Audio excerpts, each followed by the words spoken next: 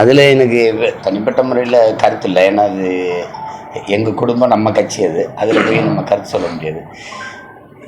என்ன சொன்னாலும் எங்கள் ஐயாவுக்கு 2 பேருமே என்னுடைய அன்புக்கு மதிப்பு உரியவங்க. நான் அங்கே தான் இருந்தேன், அதனால அதில் கருத்து இல்லை. ஒன்று மட்டும், இப்போ ஒரு கட்சி அப்படின்னா அதை வழி நடத்தும் போது அது இந்த மாதிரி பிரச்சனைகளை எதிர்கொள்ள வேண்டியது வரும். ஒரே இடத்துல எங்கள் ஐயாவை 2 பேர் இருந்து வந்ததுனால உங்களுக்கு தெரியுது. இப்போ நான் எவ்வளோ அனுபவிச்சுட்டு சில இதெல்லாம் பார்க்குறீங்கல்ல, ஒரு இதை செதுக்கும்போது சின்ன சின்ன இந்த மாதிரியான முரண்கள், கருத்துக்கள் அது மோத தான் செய்யும், ஒன்றும் பண்ண முடியாது. அது சரியாயிடும். 35 வருஷம் வந்த கட்சி, இது ஒரு சின்ன பிரச்சனை, அது சரியாயிடும். எனக்கு தெரியும், எனக்கு தனிப்பட்ட முறையில் எனக்கு எங்கள் ஐயா தெரியும். நான் ஒரு மகன் போல அவர்கிட்ட இருந்து வளர்ந்தவன். என் மேலே ரொம்ப பேருந்து.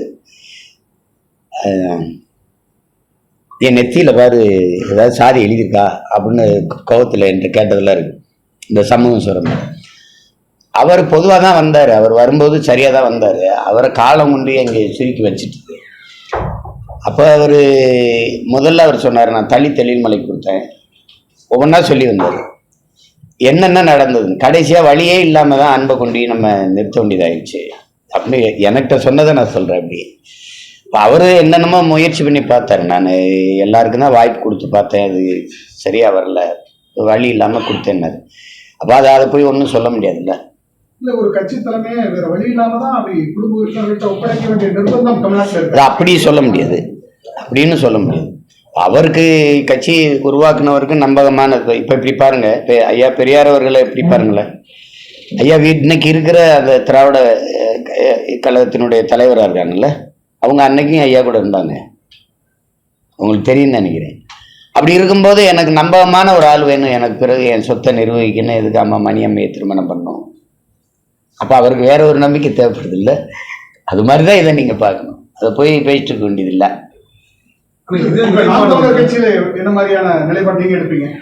இப்போ நாம் தமிழர் கட்சியில் முதல்ல கட்சி ஒரு தலைவர் உருவாகட்டும், அதுக்கப்புறம் மற்றதை பற்றி யோசிக்கலாம்.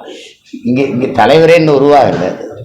தலைவனுங்கிற சொல்லுக்கு நீங்கள் சாதாரணமல்ல, நாங்கள் பார்க்குற தலைவன் வேறு, எங்களுடைய தலைவன் வேறு.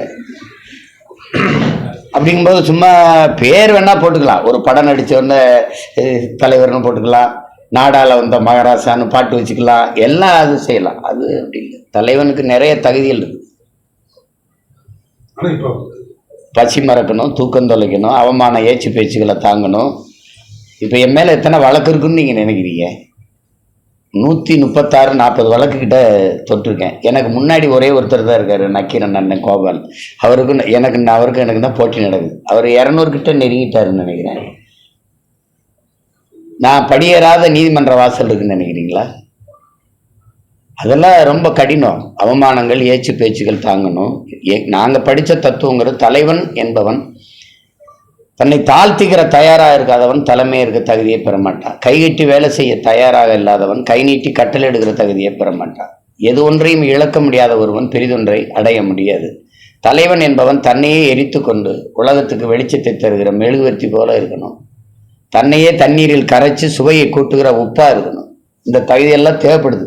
சும்மா பேர்ல போட்டுக்கிட்டு தலைவன்னா அது. பாதகம் செய்பவரை கண்டால் நாம் பயங்கொள்ளலாகாது பாப்பா, மோதி மிதித்து விடு பாப்பா, அவர் முகத்தில் உமிழ்ந்து விடு பாப்பா. அண்மை செய்திகளை உடனுக்குடன் தெரிந்து கொள்ள இணைந்திருங்கள் இயம்நாடு தொலைக்காட்சியுடன்.